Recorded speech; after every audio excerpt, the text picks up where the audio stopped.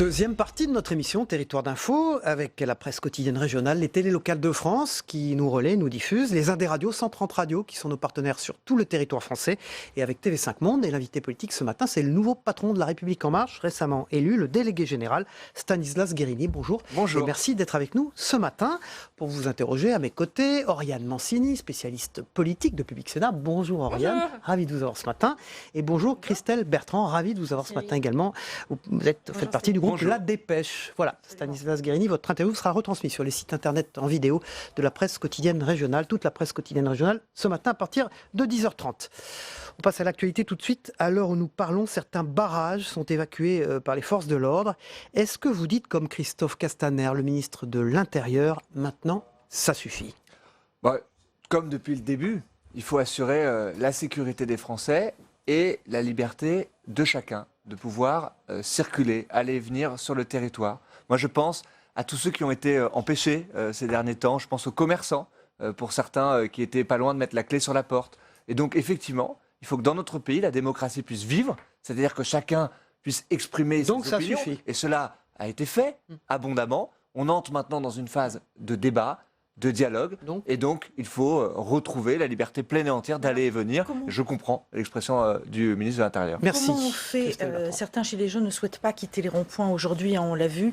Ils sont plutôt en train de consolider, au contraire, les abris qui ont été bâtis. Comment on fait lorsqu'ils sont délogés, ils en construisent ailleurs? Est-ce qu'on envoie l'armée? Est-ce que vous dites, comme Richard Ferrand, il faut plus de moyens pour On n'envoie pas l'armée, c'est pas comme ça que ça marche, mais on fait respecter l'ordre.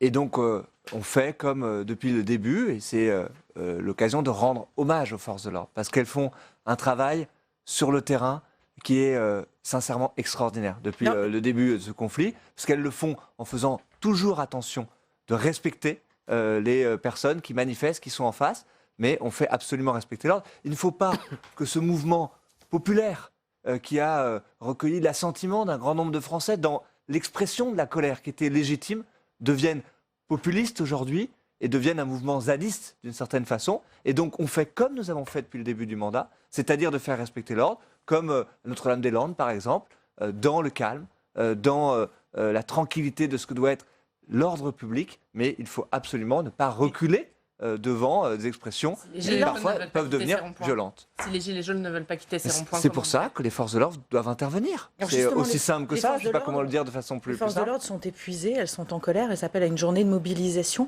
Pourquoi est-ce qu'Emmanuel Macron n'a pas proposé quelque chose dans les mesures qu'il a proposées lundi pour les aider, pour augmenter peut-être certaines primes? On le sait, ils sont sollicités depuis plusieurs années maintenant. Vous savez, cela a moins été commenté, mais il y a eu une prime exceptionnelle. Et le ministre de l'Intérieur en a fait l'annonce il y a quelques jours, il y a maintenant plus d'une semaine, pour justement reconnaître le travail exceptionnel des forces de l'ordre ces derniers temps. Est-ce que cela règle toutes les difficultés?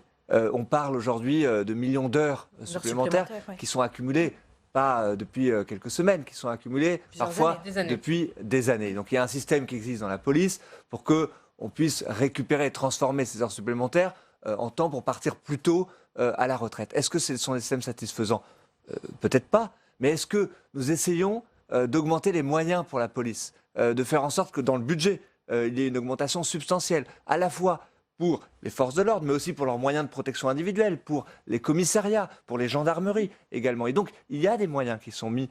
Et depuis bien longtemps, nous n'avions pas eu une telle intensité de moyens. Mais maintenant, le ministre de l'Intérieur et le secrétaire d'État va recevoir les forces de l'ordre ce matin. Ils vont discuter, dialoguer, comme on doit faire, pour essayer de trouver les solutions là, tout de suite, maintenant. Alors, une réunion aura lieu cet après-midi à l'Élysée sur le grand débat, la grande concertation voulue par Emmanuel Macron. Vous demandez aux membres de La République En Marche d'y participer à cette concertation et de quelle manière? Bien entendu. Ça sera pour nous un moment essentiel dans le quinquennat, parce que je pense, et le président de la République l'a dit, le pays ne peut pas ressortir de la même identique à la manière dont il est rentré dans ce grand débat. Eh bien, La République En Marche va prendre toute sa part. Moi, je proposerai à nos adhérents d'être sur le terrain, à la fois pour pouvoir expliquer à nos concitoyens, en partant de leurs attentes à eux, ce que nous essayons de faire pour eux. Quels sont aussi leurs droits? quand je vois qu'il y a 30% de personnes qui devraient bénéficier du RSA qui ne le font pas, des gens qui doivent toucher la prime d'activité qui ne touchent pas la prime d'activité, idem pour le chèque énergie. Je crois qu'il y a une première utilité à être présent pour avoir des conversations. De quelle manière ? Ce sera le retour du porte-à-porte qui a fait votre succès pendant la Parfois campagne ? du porte-à-porte, parfois des permanences.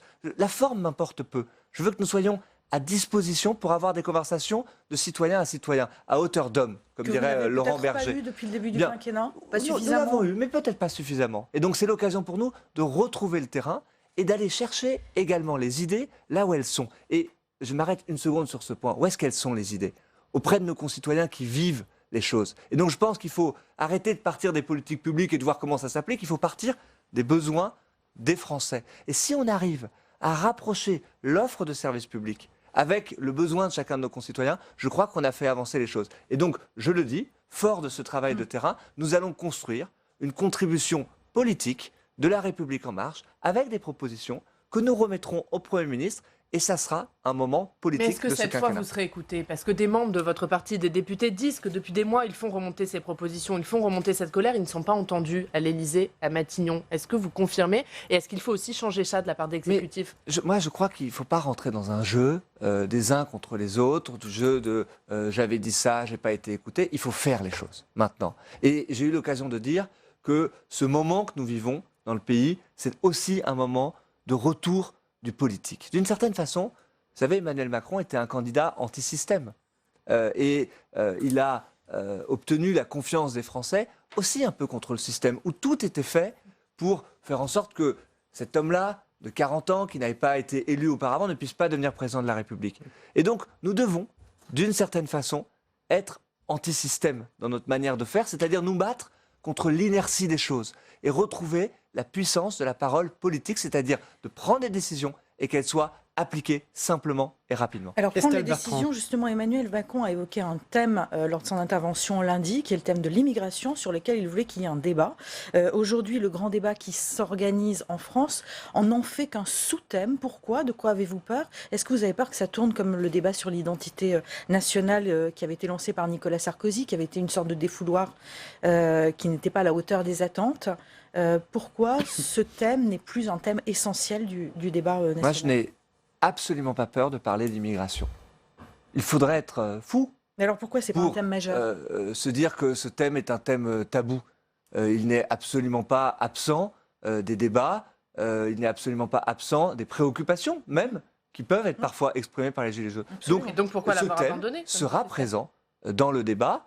Quand nous allons parler de citoyenneté, de démocratie, nous parlerons aussi d'immigration. Mais je ne Et on veux pas, voit bien je qu'il n'a ne plus veux la pas première que place ce comme thème Emmanuel puisse souhaite- être Macron capturé. Vous voyez, on a trop souvent fait de l'immigration un objet totémique, parfois en le rapprochant de l'identité nationale avec des arrière-pensées politiques. Ce ne sera pas notre cas. Nous allons parler De d'immigration la part de qui ? en parlant. Des Républicains, du Ça avait Rassemblement été national ? fait quand il y a eu la création de ce ministère de l'identité nationale. C'était évidemment avec beaucoup d'arrière-pensées politiques dans la foulée d'une élection où il y avait d'une certaine façon un acte un peu électoraliste là-dedans. Nous voulons en parler de façon apaisée, en se posant la question de ce qu'est la citoyenneté française, en parlant d'intégration aussi. Et donc, de cette façon-là, nous assumerons parfaitement, et dans la contribution politique de La République En Marche, dont je parlais à l'instant, je veux qu'il y ait des propositions sur l'immigration et l'intégration. C'est Stanislas Guerini, le délégué général, le nouveau de La République En Marche, qui est notre invité politique ce matin. Est-ce que vous pensez que si les mesures prises depuis le début du quinquennat ont été mal comprises par les Français, c'est parce que vous avez été trop intelligent, trop subtil, comme l'a dit Gilles Legendre, le président de votre groupe parlementaire, sur ce plateau hier à votre place? Je ne crois pas que c'est ce qu'il ait voulu dire. Il y a là une maladresse dans l'expression.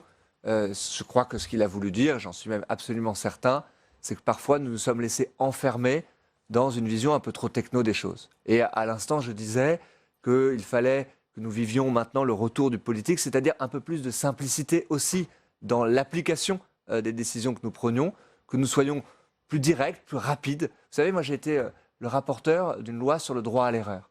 Il y a dans cette loi des mesures formidables pour changer la relation entre les Français et leur administration. Mais force est de constater que les Français n'ont pas encore reçu un papier avec écrit « droit à l'erreur » dessus. Vous deviez payer 200 € et puisque la loi a été votée sur le droit à l'erreur, ça sera zéro.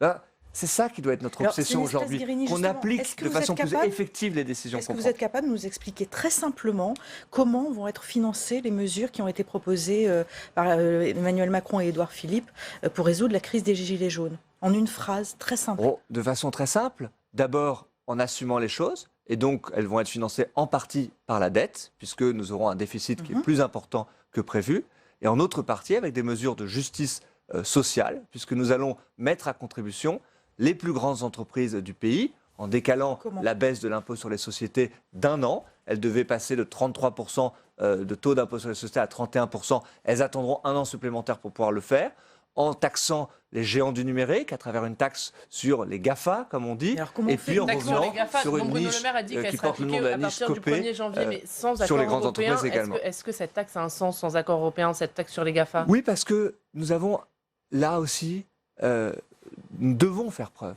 de volontarisme politique. C'est-à-dire que nous devons nous battre au niveau européen. Et vous connaissez le combat, il est porté par Bruno Le Maire chaque jour dans son ministère pour que, et nous le savons très bien, c'est au niveau européen que cette taxe aura le plus de sens, elle s'appliquera avec le plus d'effectivité. Mais il y a d'ores et déjà des possibilités sur notre territoire pour mieux taxer les géants du numérique sur le chiffre d'affaires qu'ils réalisent, toute activité confondue, les activités publicitaires, l'ensemble des activités des géants du numérique. Et donc, nous allons commencer ce travail-là. Nous allons en retirer quelques centaines de millions d'euros, ce qui n'est pas négligeable dans le budget, dans un moment où nous avons besoin de trouver les ressources pour justement apporter du pouvoir d'achat aux Français, apporter du pouvoir d'achat notamment à ceux qui travaillent. Alors ces mesures, elles seront dans un projet de loi qui sera examiné au Parlement ces jours-ci, avant la fin de la semaine. Est-ce que les parlementaires de votre parti pourront amender ce texte ou vous leur demandez de simplement le voter? Ouais, comme pour tous les textes, ils pourront évidemment amender, améliorer les dispositifs, mais moi je ça crois... évite, c'est ça? Voilà, je crois que nos points d'attention, c'est que les engagements du président de la République ils puissent être appliqués dès janvier 2019. C'est inédit ce que nous venons de vivre. Quel gouvernement a pu s'engager sur des mesures aussi importantes, 10 milliards d'euros, dans un temps aussi court. Et donc, vu le délai, pas vraiment de marge de manœuvre pour les parlementaires. Notre responsabilité, c'est d'appliquer vite et bien, et y compris d'aller, en tant que parlementaire, dans nos circonscriptions, voir les CAF pour vérifier que les mesures soient bien appliquées. Notre responsabilité aussi, c'est de travailler sur l'accès aux droits. Et encore une fois, moi je suis toujours très frappé et choqué d'une certaine façon que dans notre pays, il y ait des droits formels qui soient écrits sur le papier, mais qui ne deviennent pas des droits réels dans la vie de nos concitoyens. Et donc je crois qu'une part d'attention des responsables politiques, c'est de faire en sorte qu'ils ne puissent plus avoir de concitoyens qui n'aient pas accès à ces droits. Et donc nous aurons un travail, et c'est le troisième point, dans l'année qui vient, pour faire en sorte que les mesures, notamment la prime d'activité, elles puissent arriver plus simplement sur la feuille de paye. Et je crois que ça, c'est une grande responsabilité que nous avons, parce que c'est ça aussi la demande de lisibilité et de simplicité que nos concitoyens nous font. Est-ce que ça ne devient pas un peu compliqué d'être député de la République En Marche au bout d'un an et demi de mandat? Ils ont l'impression de ne pas être forcément écoutés. Là, vous leur demandez de voter un texte de façon accélérée sans qu'ils puissent forcément y réfléchir et l'amender. On a vu qu'ils étaient assez mécontents d'avoir été reçus après les maires, les Républicains, à l'Élysée lors de cette crise. Est-ce que c'est pas un peu dur d'être député de la majorité aujourd'hui? Cela n'a jamais été aussi passionnant que d'être député de la majorité aujourd'hui, parce que nous faisons face en direct avec la colère du pays, et nous avons un sentiment d'immense responsabilité. Certains de mes collègues, oui, l'ont été, et c'est pas comme ça que la démocratie doit s'appliquer. Donc effectivement, je suis en totale solidarité avec ce qu'ils vivent, mais d'une certaine façon, vous savez, dans un moment où nos oppositions font montre d'autant d'irresponsabilité et sont autant absentes du coup de leur fait, ben, nous sommes en direct avec les Français. Et ça, c'est une responsabilité qui est immense. Et c'est passionnant de devoir l'exercer quotidiennement. Stanislas Guérini, nous allons parler des européennes maintenant, Oriane Mancini. Oui, puisque ça sera votre première échéance électorale en tant que patron du parti. La République En Marche baisse dans les intentions de vote. Il semble que cette crise des Gilets jaunes profite au Rassemblement national. Est-ce que vous pensez que vous pouvez être les vainqueurs des européennes? Vous savez, je crois qu'il ne faut pas vivre comme interdit, vous voyez, en regardant les chiffres des sondages. Ils sont très contradictoires. D'ailleurs, je note que les sondeurs sont en grande difficulté pour capter l'opinion, qui est en réalité pas du tout cristallisée sur ces élections, où, je le rappelle, il y a eu 60% d'abstention aux dernières élections. Donc l'enjeu principal, c'est un enjeu de mobilisation, de poser clairement les enjeux entre ceux qui, globalement, veulent continuer l'Europe et ceux qui veulent l'arrêter. Ce clivage-là, il se dessine chaque jour un peu plus clairement. Et donc, moi, mon enjeu, en tant que responsable de parti politique, c'est de faire en sorte que, justement, on n'entre pas dans ces élections européennes comme nous y serions entrés sans la crise des Gilets jaunes. Je crois que ce que nous vivons, et vous me parliez il y a quelques instants du grand débat, ça doit nourrir notre approche des élections européennes. Et nous devons montrer à nos concitoyens que nous allons mener des combats. Est-ce que cette crise des Gilets jaunes a un impact sur votre parti? Est-ce qu'elle a un impact sur le nombre d'adhérents? Est-ce qu'il est en baisse avec cette crise des Gilets jaunes? C'est tout le contraire. Aujourd'hui, il est en hausse. Nous vivons un moment de cristallisation dans la vie politique où un certain nombre de nos concitoyens nous disent continuez à réformer le pays. Et ça fait augmenter le nombre d'adhérents de la République En Marche? À peu près x3 par rapport à ce que nous vivions ces derniers mois. Ça fait 1 an et demi qu'il n'y avait pas eu autant d'adhésion à la République En Marche. Je ne roule pas des mécaniques, ne croyez pas cela. Mais depuis 1 mois, par exemple? Oui, c'est-à-dire que sur le mois que nous venons de vivre, il y a 3 fois plus d'adhésion que sur l'ensemble des mois que nous avons vécu depuis à peu près 1 an et demi. Stanislas Guerini, Sébastien Chenu. Je ne roule pas des mécaniques, mais ça veut dire aussi quelque chose. Il y a combien d'adhérents? Plus de 1000 adhérents par semaine nouveaux. Et en tout, vous avez combien d'adhérents? Bien maintenant, au-dessus de 400 000 adhérents. Mais vous savez, d'une certaine façon, je vais être très clair là-dessus. Moi, je crois que le nombre d'adhérents dans un parti politique, ça ne veut pas dire grand-chose. Donc je le dis de façon. Mais 400 000 adhérents, ça fait de vous le premier parti politique en nombre d'adhérents? Bien sûr, mais encore une fois, vous ne me voyez pas devant vous en train de rouler les mécaniques, à dire nous sommes le premier parti politique, etc. Je crois que ce qui est important, c'est que ça se voit sur le terrain. Et ce que j'ai envie pour les prochaines semaines, c'est que nos marcheurs soient présents partout en France. Sébastien Chenu vous soupçonne de vouloir faire émerger une liste des Gilets jaunes pour affaiblir le Rassemblement national. Que lui répondez-vous? Ça serait me prêter beaucoup de pouvoir et beaucoup d'influence dans la vie politique. C'est la majorité, c'est l'Élysée, c'est pas vous, c'est notamment l'Élysée. Oui, mais Emmanuel Macron, la majorité. Quiconque pense pouvoir, et ça dit beaucoup de choses cette expression, manipuler les gens de cette façon-là, se trompe totalement et se plante même lourdement. Je crois que ça dit énormément de choses sur la façon dont un certain nombre de partis politiques essayent de s'habiller dans la colère des Gilets jaunes. Mais moi, j'ai envie de dire aux Gilets jaunes, ne croyez pas qu'ils partagent votre colère. Ils l'utilisent, ils en profitent, ils l'instrumentalisent, parce que cela sert leur petit commerce, qui est celui de la peur, de la démagogie. Je crois que c'est infiniment plus difficile de porter un projet d'espoir et de solution. Merci beaucoup, Stanislas Guerini, à continuer à faire. Merci à vous. Délégué général de la République En Marche. Merci Christelle Bertrand, merci Oriane Mancini. On passe au débrief de l'actualité. Yves Tréhard, Denis Jambard dans un instant. Voilà, le délégué général de la République En Marche quitte ce plateau. Merci, on est en direct.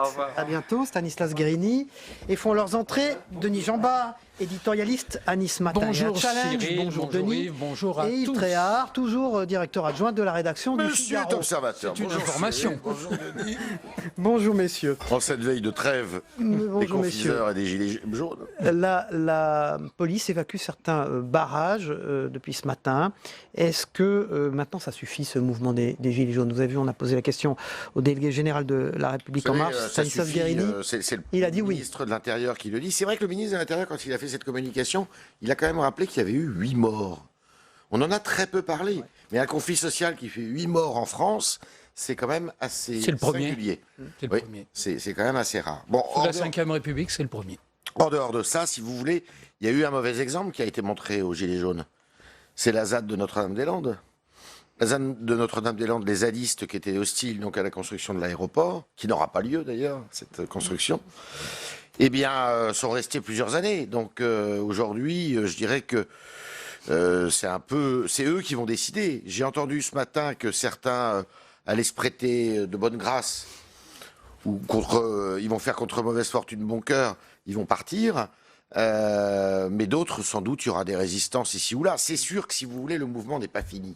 C'est ça qu'il faut bien comprendre.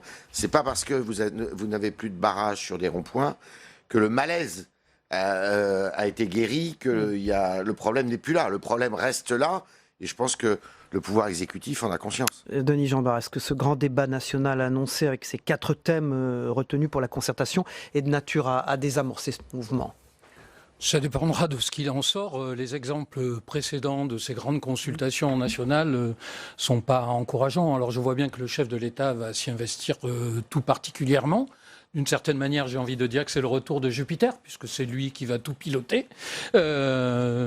je ne sais pas si c'est la meilleure méthode, mais on voit bien qu'on essaie de retricoter ce qu'on a détricoté pendant un an. Ouais. C'est-à-dire que tous les corps intermédiaires sont de nouveau sollicités. Oui, mais il va aller à la rencontre des maires. Il souhaite refaire une itinérance, au fond, Emmanuel Macron. Oui, mais ça ne lui a pas réussi, la dernière, hein, il faut bien dire. Mais je crois que c'est un effort collectif du pouvoir qui doit être fait pour remettre en route la démocratie représentative. Pour moi, c'est ça qui ne fonctionne plus. Et je ne suis pas sûr que les référendums... Je suis pas contre, moi, le référendum d'initiative populaire ou citoyenne. Je sais pas comment il faut l'appeler. Ça peut être intéressant si c'est bien encadré, s'il y a un certain nombre de filtres avant que ça se déclenche pour que ça soit pas simplement un instrument populiste. Mais je crois que l'enjeu, surtout, c'est de faire en sorte que toutes les médiations dans ce pays fonctionnent. Or, depuis 1 an et demi, le chef de l'État a fait exactement le contraire. Pas de dialogue avec les syndicats, alors on dit qu'ils ne sont pas assez représentatifs, rupture du lien avec les maires, donc c'est tout ça qu'il faut retricoter pour essayer de faire en sorte que ce pays fonctionne de bas en haut, de haut en bas. Moi, j'aime pas beaucoup ces expressions du bas et du haut, parce que je trouve que le bas est souvent en haut et le haut est souvent en bas. L'idée générale de ce débat, c'est d'en faire un jardin à l'anglaise plutôt qu'un jardin à la française, formules, ça. A dit le Premier ministre. Oui, je ne sais pas si les Français ont compris, hein. C'est pas la simplification. Il voulait dire par là qu'il fallait que ça soit organisé, que ça soit pas le jardin plutôt que le parc. Peu importe. Non, je pense que c'est quand même important que le président de la République balise le chemin, si vous voulez, non pas pour imposer des choses, mais pour nous dire quels seront les objectifs d'abord de ce débat. Sur quoi ça va déboucher? On a quand même un précédent malheureux, c'est l'histoire de l'identité nationale, où le président de la République avait balancé, si vous me permettez l'expression, ce débat public. On ne savait pas pourquoi, on ne savait pas comment. L'objectif, je crois que si, pour les électeurs et pour les Gilets jaunes et pour les Français en général, ça ne débouche pas sur des mesures concrètes, comme le fameux RIC, qui me fait penser plutôt à Casablanca et à Humphrey Bogart qu'à autre chose. C'est-à-dire que le référendum, vous savez, le RICS Café, c'est dans ce film mythique, le référendum d'initiative citoyenne. Pourquoi pas? Moi, je suis pas très chaud pour ça, parce que je pense que c'est bien encadré, voilà. Mais il faut dire que ça existe déjà. Hein. Les Américains le pratiquent beaucoup. Non, mais ça existe en France. C'est le référendum d'initiative partagée en France. Voilà. Bon, si ça débouche sur des choses concrètes, je pense que ça peut avoir une signification pour les Français. Si ça débouche sur du vent et du blabla, avec des gens plus intelligents et des gens moins intelligents, si on en croit votre invité d'hier, là, je pense que le gouvernement fera fausse route. Donc, pourquoi pas ce débat? Mais il faut impérativement, et je crois que, contrairement à ce qu'on dit, et là, Denis a raison, il faut restaurer, réhabiliter la démocratie participative. Si ça pouvait avoir cette vertu-là, ça serait bien. J'y crois beaucoup plus dans un pays de 65 millions d'habitants qu'une démocratie participative où on aurait des débats permanents en chantier. Il y a une petite intention politique qu'a avoué d'ailleurs votre interlocuteur, M. Guérini, c'est-à-dire qu'on organise tout ça en songeant aux européennes. Comme les chiffres, alors même il a eu beau discréditer les sondages, c'est un jeu habituel du pouvoir, ils sont assez indicatifs. Pour rester un instant sur les sondages, moi il me semble qu'il faut regarder aussi le paysage politique de fin de crise ou de sortie de crise, comme on dit. C'est-à-dire que la situation d'Emmanuel Macron est beaucoup moins mauvaise qu'on ne l'imagine. Vous pensez qu'on est sorti de la crise, donc, en disant Non, je ne dis pas qu'on en est sorti, que je partage le point de vue d'Yves. C'est toujours là, ce grand malaise français. Et il s'en est pas si mal sorti, le président de la République. Je ne dis pas qu'il s'en est mal sorti, mais je dis qu'il est moins atteint qu'on ne le dit. Quand vous regardez le paysage politique... Bon, il y a un gagnant, il faut le dire, qui sera sans doute le premier parti aux européennes, comme la dernière fois. Ça sera le Rassemblement national de Madame Le Pen, qui, il faut bien le dire, moi je regrette un peu de devoir le constater, mais a pas mal géré son affaire dans tout ça. Derrière, la chance d'Emmanuel Macron, c'est de voir que toute son opposition, c'est regrettable du point de vue démocratique dans ce pays, est au tapis.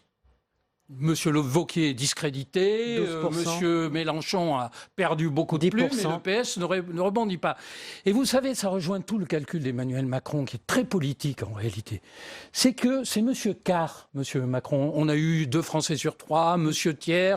Lui, c'est Monsieur Carr. Il sait que dans un paysage totalement décomposé, avec 20 à 25% des suffrages, il arrive en tête et ça lui garantit l'avenir à la tête de ce pays. Monsieur Carr. Je crois que ce qui est sûr, si vous voulez, c'est qu'il faut distinguer popularité et intention de vote en popularité au jour d'aujourd'hui. Il est très impopulaire. Mais il est à 20% quand Mais même. en Il est à intention, 20%. mais en intention de C'est un vote. monsieur un cinquième en Ouais, ce moment. en intention de vote, il reste puissant. Autour de 20. Pourquoi 25. Bah, c'est très simple. C'est l'homme de la droite, alors que la droite est complètement discréditée. Il n'y a pas de droite, il n'y a plus de droite. C'est ça le. Oui, et je crois qu'il l'a et compris. c'est pour ça qu'Édouard Philippe crois est qu'il très l'a compris. important dans le Bien dispositif sûr. et à mon avis a un avenir assez garanti pour quelques l'a mois compris, encore. Emmanuel C'est qu'il Macron. couvre la droite de Macron. Emmanuel Macron. Non, mais même lui, Emmanuel Macron, il a compris. Oui, mais bien sûr, bien sûr. Il a perdu Il n'y a la plus de gauche. gauche, donc il faut Donc vous ne s'occuper faites de pas la partie de droite. ceux qui pensent que le Premier ministre Pas de virage social. a du Surtout plomb dans pas. l'aile. Il a perdu la gauche depuis quasiment son élection. Il y a plus Il a de gauche. été élu avec la gauche, avec des voix de gauche qui venaient du Parti Socialiste, principalement, un peu de l'écologie. Il a été élu avec ces voix-là. Et marginalement, je parle au premier tour, hein, avec des voix de droite. Après, il a fait une politique qui est clairement sur le plan économique de droite. Il s'est attiré vers lui la sympathie de beaucoup de chefs d'entreprise, grands et petits, et de beaucoup de Français, puisqu'il a quand même symbolisé et incarné au début une espèce d'ordre gaulien restauré, même si ça n'a pas duré très longtemps.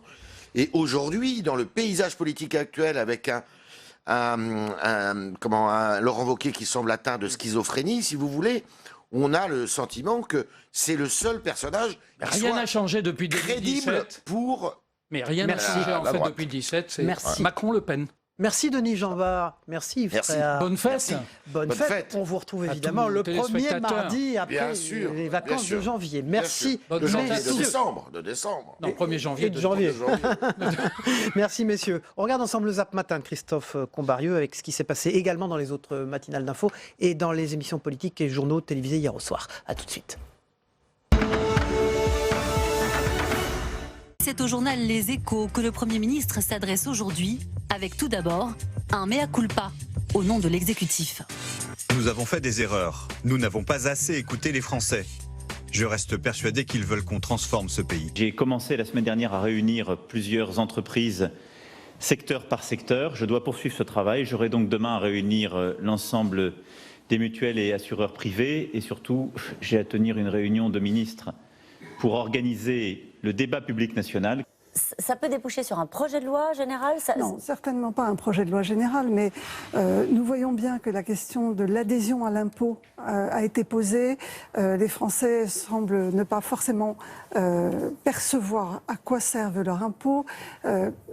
La fiscalité écologique a été mal perçue, mal comprise, mal accompagnée, donc il nous faut évidemment l'accompagner. Tout ça nécessite que l'on pose sur la table les questions. Cette prime d'activité, ils ne cotisent pas à la retraite et au chômage. Donc c'est même pas des points en plus pour leur retraite. Et puis enfin, ça va inciter les entreprises à maintenir les salariés au SMIC, puisque c'est l'État, la CAF, qui va compenser les 100 € auxquels ils pourraient prétendre. Ils n'ont pas augmenté le SMIC. La prime d'activité, c'est pas la même chose que le salaire. C'est-à-dire, c'est pas compté dans votre retraite. Ça dépend du bon vouloir des gouvernements. Et puis l'augmentation du SMIC augmente aussi mécaniquement tous les salaires. Là, c'est pas le cas. Il y a encore des fonctionnaires qui vont pas être concernés. Bref, ça reste fumeux, brumeux. Le référendum d'initiative citoyenne, nous l'avons voulu, nous l'avons porté dans notre programme. Nous souhaitons même qu'il s'étende à la révocation des élus. Donc on ne va pas être contre. Mais il ne faudrait pas que ça soit dans une loi institutionnelle qui, par ailleurs, donne toujours plus de pouvoir au président de la République et toujours moins à l'Assemblée nationale. Voilà. Dans Les Échos, le Premier ministre se montre très ouvert. Je ne vois pas comment on peut être contre son principe. Le référendum peut être un bon instrument dans une démocratie, mais pas sur n'importe quel sujet, ni dans n'importe quelle condition. Vous ne pouvez pas d'emblée exclure des sujets en disant « Ah ben écoutez ça, non, parce que ce serait pas bien ». Mais ce serait pas bien. Mais qui décide que c'est bien ou c'est pas bien? Ce sont les Français qui doivent décider. Monsieur, la France Insoumise va déposer une proposition de loi pour le référendum d'initiative citoyenne. Pourriez la voter alors? Le but, c'est de le mettre dans la Constitution. Donc il faut une réforme constitutionnelle. Une proposition de loi ne permet pas de le mettre dans la Constitution. Donc là, vous serez d'accord? Mais là, on sera d'accord. Si monsieur le vote, mais pour l'instant, c'est... Donc la France Insoumise est en marche d'accord, on avance. Nous vivons dans un monde politique où les grands partis populaires sont un peu disparus et n'existent plus. Dans un monde politique où les gens de la droite, les gens de la gauche ont le sentiment que la politique s'occupe des choses internes, intérieures et pas des vrais problèmes du pays. Voilà, dans un instant, la troisième partie de notre émission. À tout de suite.